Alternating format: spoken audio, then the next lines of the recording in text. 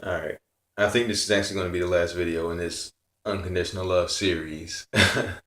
But yeah, so I asked all that, and then I got hit with this overwhelming feeling of unconditional love, and and that's the only way I can express it. Like at the time, I didn't know what it was. All I knew was that his heart was saying, there's nothing that you can do to disappoint me.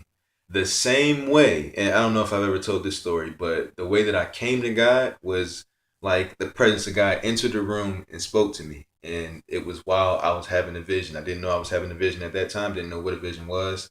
I thought I was just daydreaming, but daydreamings are synonymous with visions, actually. So a daydream is a night dream. You know, a daydream is opposite of a night dream. Night dream is a night vision. Daydream is a day vision. So I'm having this vision, and in the vision, God says no to me. And when He says no in the vision, I was killed. I was shot in the back by some rival drug dealers or whatever, and I died. And I was like, oh man, I was like, but that's cool. I know where I'm going when I die. And it was as if God said no to me, but it was like His heart, and it said no, and it broke me down. That was like the first time I couldn't hold back my tears. And like that was my experience with God. That wasn't in church. That was in the living room at my cousin's house after we smoked some weed.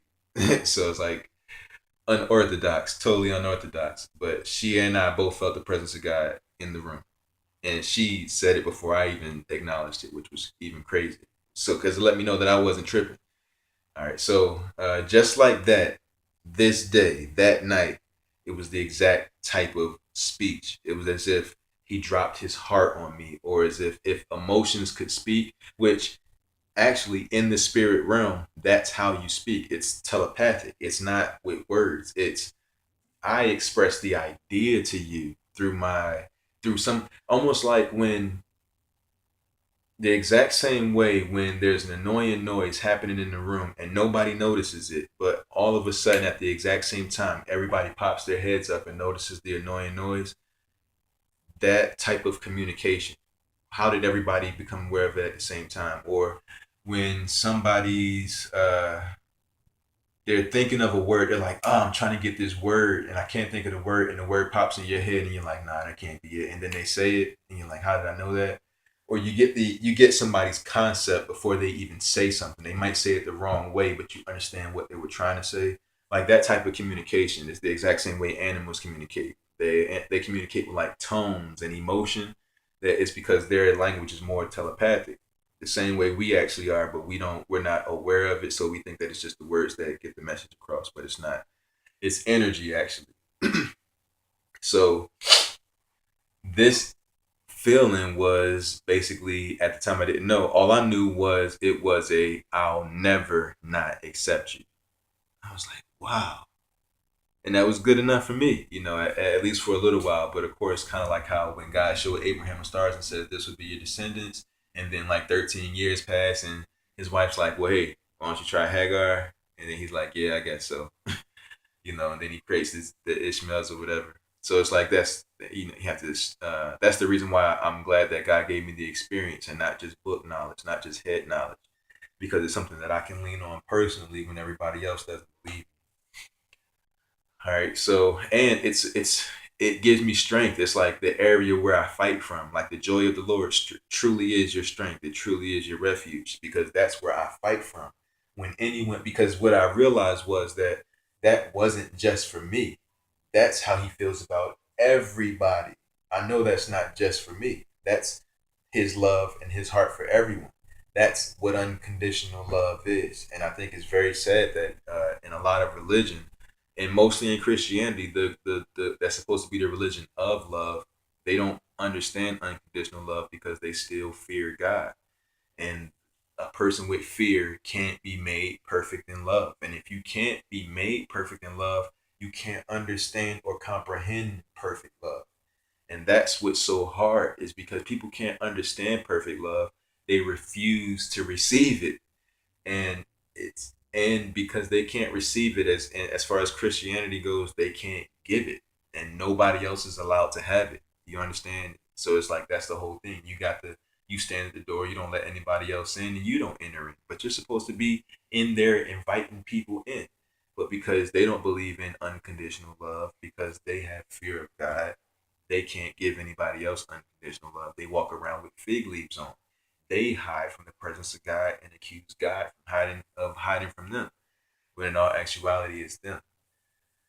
Um, so yeah, that's those are my stories about unconditional love, and that's the reason why I see things the way I see them. And now it's crazy when people who have near death experiences, when they die, they go before this being of light that gives them a life review. And while they're watching their most shameful acts, acts that make them want to ball up into a teeny tiny ball and just fucking fear, because they're before this being of unconditional love, and they're like, something like they feel unworthy. They feel unworthy to be before that being when they're watching these things. They're judging themselves. Themselves they judge.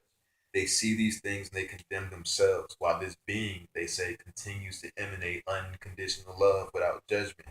It's like, how can you see all these horrible things that I've done and still love me this way? It's mind boggling, especially on earth, because that's unearthly. That's what we're supposed to be bringing to earth. But this being continues to emanate unconditional love, and they say it that they don't want to leave because there is no love like that on earth. There is nobody that sees them in that aspect. There is nobody who they can literally be naked and unashamed before, because that's how they feel. I mean, it's one thing to be literally naked in front of people, but to have everything you've ever done from birth until death play before everyone's eyes so they can see everything you've ever did, everything, every single thing, everything, the things you don't want anybody to know about, the things you wish may have never happened, the things that you did and are ashamed of, everything.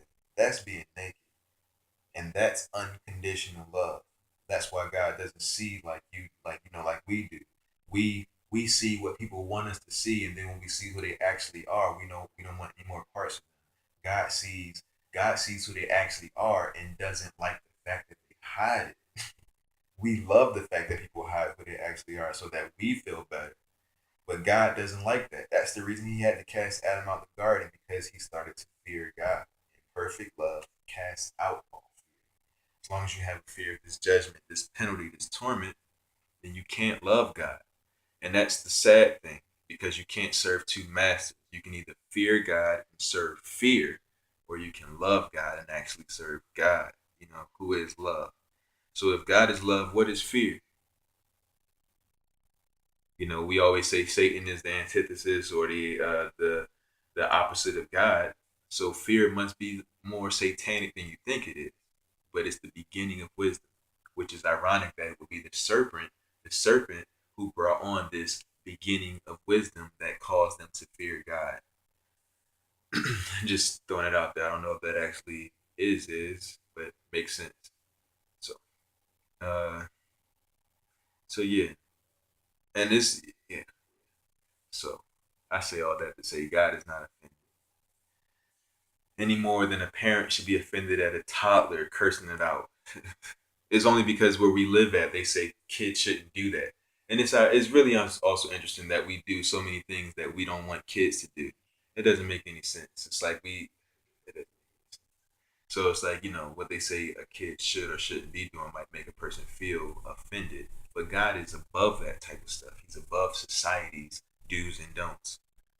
Which that's that's that's why that's why I fucks with him. That's all I can say. That's me being real naked.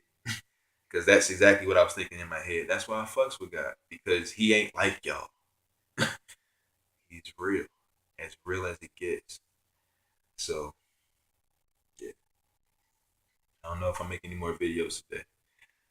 But oh yeah, I will make one more about the Christ. All right, so I'll see you in the next video. Thanks.